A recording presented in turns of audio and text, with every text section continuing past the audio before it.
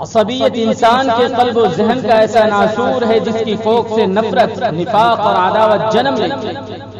اور جب کسی انسان یا سماج کی اکائی کو یہ بیماری لگ جاتی ہے تو یہ ایک طرف تو سماج کی زندگی کی حقیقی امنگوں سے محروم ہو جاتا ہے، اور دوسری طرف جسے دنیا میں ترقی کا نام دیا جاتا ہے اس کی رفتار رک جاتی ہے، اور پورا سماج مختلف قسم کی سیاسی، سماجی اور معاشرتی الجھنوں کا شکار ہو جاتا ہے، اور اس کی نحوست سے پورا معاشرہ بے برکت اور بے فیض ہو کر رہتا ہے۔ یوں تو انسان کی فطرت ہے کہ اس کے اندر قوم پرستی، خویش اندیشی اور دنیاوی مفادات کی خاطر عصبیت جیسے مرض میں مبتلا ہو، مگر بنیادی طور پر جن چیزوں کی وجہ سے انسان متعصبانہ جذبات میں مبتلا نظر آتا ہے وہ مذہبی احساس برتری، خواہ وہ حق ہو یا نہ حق، نسلی اور خاندانی احساس تفوق، دنیاوی جاہ و منصب کے حرص اور وجہ اعزاز سے سمجھے جانے والے مذہبی، قومی، ملکی اور تاریخی وراثت پر قبضہ کی خواہش، اسی طرح احساس تقرب بھی اس کی وجوہات میں سے، جیسے یہودی قوم کے اندر خود کو اللہ تبارک و تعالیٰ کا بیٹا ماننے کا احساس، ہندوستانی معاشرے میں برہمن قوم میں خود کو برہما کے سر سے جنم لینے کا احساس۔ ان دونوں تصورات پر صحیح یا غلط ہونے کی بحث علیحدہ، اس پر الگ سے بحث کی ضرورت، اس وقت ہم صرف عصبیت کی ریالٹی پر بحث کر سکتے ہیں۔ اسی طرح کسی اپنے پسند کی چیز کو پانے، خواہ انفرادی ہو یا اجتماعی کی ضد، یہ بھی عصبیت کا ہی نتیجہ ہوتا ہے کہ انسان خود کو ہی اس کا حقدار تصور کرتا ہے، اور جب اس میں اضافہ ہوتا ہے یا سیاست جڑ جاتی ہے تو پھر یہ مرض شخصی اور انفرادی دائرے سے نکل کر پورے ہم نوا حلقے میں پھیل جاتی ہے اور اپنا دائرہ وسیع کر لیتی ہے، اور پھر رفتہ رفتہ اس کے اثرات معاشرتی، سیاسی، تعلیمی اور حکومت کے مشترکہ امور میں نظر آنے لگتے ہیں، اور اس کے جو منفی نتائج ہوتے ہیں وہ یہ کہ انسانیت پامال ہوتی ہے، حقوق سلب ہوتے ہیں، لوگوں کی عزت و ناموس داؤ پر لگتی ہے۔ اگر عصبیت کی آگ میں جھلستا ہوا طبقہ سیاسی اور معاشی اعتبار سے طاقتور ہو جائے تو روئے زمین میں ظلم و زیادتی، نفرت و جہالت اور انسانیت سوزی سر چڑھ کر پھولنے لگتی اور انسانی حقوق کا دیوالیہ نکل جائے۔ اگر تاریخی طور پر دیکھا جائے تو عصبیت اور انسانوں کے درمیان نفرت و عداوت کا سلسلہ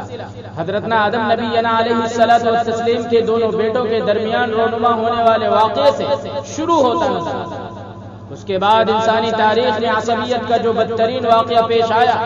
وہ حضرتنا یوسف نبینا علیہ الصلوۃ والتسلیم کے ساتھ پیش آیا، اور ان کے بھائیوں نے جو کچھ عصبیت کا مظاہرہ کرتے ہوئے حضرتنا یوسف نبینا علیہ الصلوۃ والسلام کے ساتھ کیا وہ بھی تاریخی انسانی میں سفاکت کی ناقابل فراموش داستان ہے،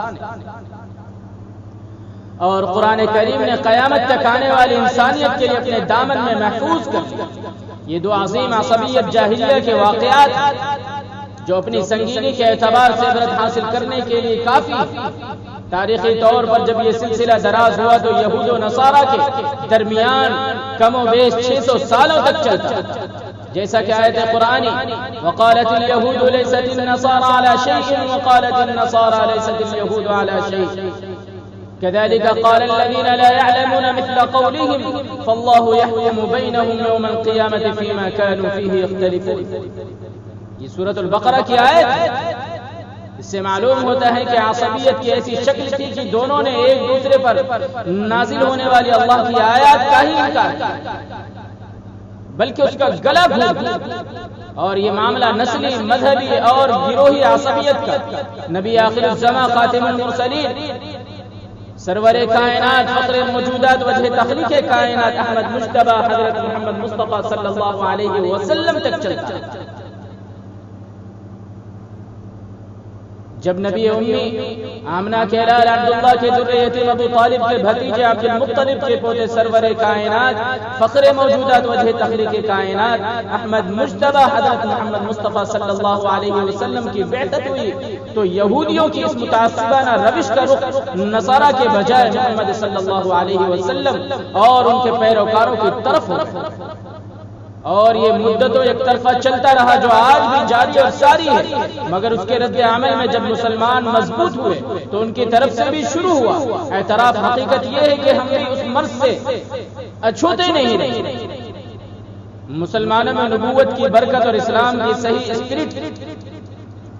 پر امت کے قائم رہنے کی وجہ سے تقریباً پہلی صلیبی جنگ تک مسلمان محض دین کی اشاعت اور دعوت دین کی لالچ میں سب کچھ برداشت کرتے ہیں۔ یہود و نصارہ کے طعنے اور گالیاں اور رسول مقبول صلی اللہ علیہ وسلم اور آل رسول پر لگائے گئے تہمتیں تک برداشت کی، مگر جب یہ سب کچھ ناقابل برداشت ہو گیا تو مسلمانوں کی طرف سے بھی یہ سلسلہ شروع ہوا کہ جب بھی کوئی چیز خود آپس میں بھی مسلمانوں میں رونما ہوئی فوراً یہود و نصارہ کی طرف منسوب کرنے اور انہیں کی سازش قرار دینے لگے۔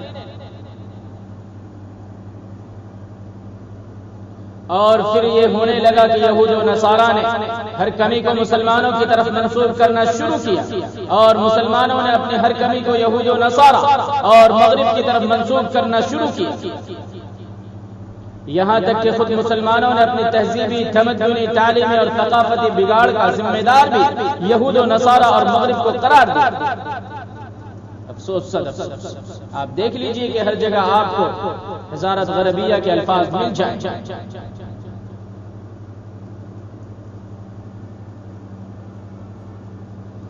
پھر یہ نسلی اور قومی عصبیت کی اصطلاح عثمانی خلافت کے زوال سے 50-60 سال پہلے سے مشرق اور مغرب میں تبدیل ہوئی۔ مسلمان ہر چیز کو مغربی فلاں، مغربی فلاں اور مغربی فلاں کو کوسنے لگا، اور عیسائی دنیا مسلمان اور مشرق کی طرف اپنی حرکت اور عیسائیوں کے رد عمل کو منسوخ کرنے لگا، جیسا کہ دونوں طرف کی سیاسی اور فکری کتابوں کے مطالعے سے پتہ چلتا۔ تعصب کا خاتمہ۔ میرے محترم سامعین و معزز حاضرین، یہ ایک حقیقت ہے کہ اسلامی ایسا دین ہے جو اخلاقی اور انسانی تعلیمات کے خزانے سے مالا مال ہے۔ اگرچہ اس دور میں مکمل طور پر مسلمان ان پر عمل پیرا نہیں ہے، اس کا مطلب یہ ہوا کہ انسان کو انسان کے درجے پر لانا، انسانیت کو اس کا حقیقی مقام دلانا اور انسانوں کے درمیان الفت و محبت کا ماحول پیدا کرنے کے لیے دنیا میں مسلمانوں کو ہی آگے آنا ہوگا۔ اس تعمیر انسانیت کے لیے اپنے بہت سے دنیاوی حقوق کا خسارہ بھی برداشت کرنا ہوگا، اپنے بہت سے سیاسی، سماجی اور ملکی حقوق کے محض انسانیت اور انسانیت کی بقا کی خاطر قربانی بھی دینی ہے، اور بہت سے ترجیحات سے دستبردار بھی ہونا پڑے گا، کیونکہ وہ اس رسول مقبول صلی اللہ علیہ وسلم کی امت ہے جس کی زندگی انسانیت کی ہدایت کے لیے سراپا ایثار و قربانی کی تصویر بنتی دکھتی۔ اس سنت کو ادا کرنا ہی ہوگا، تبھی اس کا حق ادا ہوگا، ورنہ نہیں۔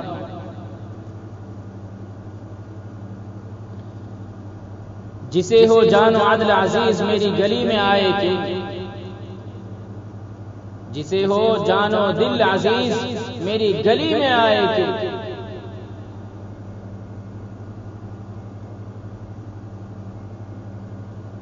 محترم حاضرین،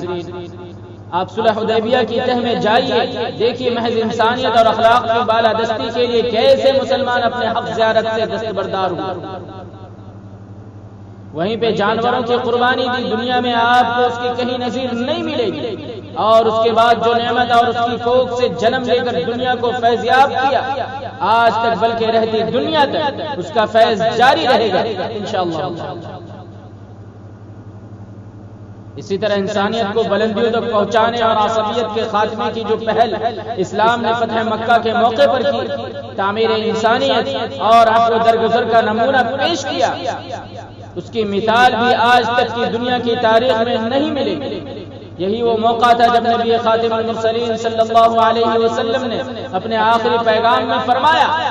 میں آج سے جاہلیت کی تمام رسموں اور عصبیت جاہلیہ کو اپنے قدموں سے رونتا ہوں اور جاہلیت کی تمام خون کو معاف کرتا ہوں۔ اور اے دنیا کے انسانیت، سن لو، آج کے بعد نہ کسی عربی کو عجمی پر، اور نہ عجمی کو کسی عربی پر، اور نہ کالے کو کسی گورے پر، اور نہ گورے کو کسی کالے پر کوئی برتری حاصل نہیں سوائے تقویٰ کے، سوائے تقویٰ کے۔ اب مسلمانوں کو چاہیے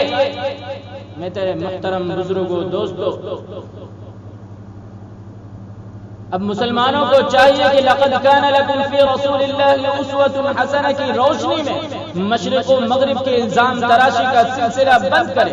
اور جب بھی کچھ ہو جائے فوراً یہ کہنے کی کہ یہ یہودی کی سازش ہے، یہ مغرب کی ریشہ دوانی ہے، یہ غیر مسلم اور اسلام دشمن عناصر کی کارستانی ہے وغیرہ وغیرہ، یہ کہنا بند کرے۔ خدا را اس طرح کے کلمات کو کہنا بند کرے اور اپنی اصلاح اور اپنی ذمہ داری پر توجہ دے۔ اور یہود و نصارہ اور ان دونوں کے ہم نواؤں کو بھی چاہیے کہ وہ بھی اپنا انسانی عصبیت کا رویہ ترک کریں، انسان دوستی، بقائے باہم اور تعائش کلمی کی طرف دنیا کو لانے کی کوشش کریں۔ محمد اکرم صلی اللہ علیہ وسلم جو آخری نبی ہیں وہ ہمارے بھی نبی ہیں اور پوری انسانیت کے نبی ہیں، جن کی آمد کی بشارت حضرتنا موسیٰ نبینا علیہ السلام نے دی، حضرتنا عیسیٰ نبینا علیہ السلام نے دی، اور تمام سابقہ انبیاء نے دی تھی۔ ان کی تعلیمات سے تعصب کا راستہ چھوڑیں، مسلمانوں کو ہر معاملے میں مورد الزام ٹھہرانا، ان پر دہشت گردی کا لیبل لگانا اور ان کو اسلام فوبیا جیسی حرکتوں پر روک لگائیں۔ روئے زمین پر انسان دوستی اور الفت و محبت کا ماحول کو پروان چڑھانے کی مل کر کوشش کریں۔ بس کریں اسلام اور مسلمانوں کو دہشت گردی اور دہشت گرد سے جوڑنے کا، بہت ہوگی۔ اور مسلمانوں کو چاہیے کہ اپنی کارستانی پر غور و فکر کریں۔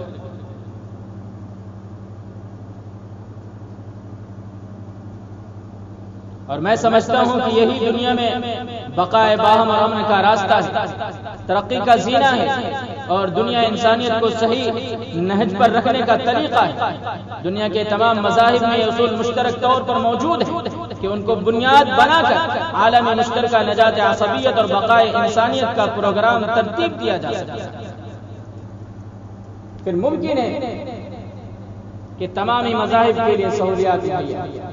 آسانیاں۔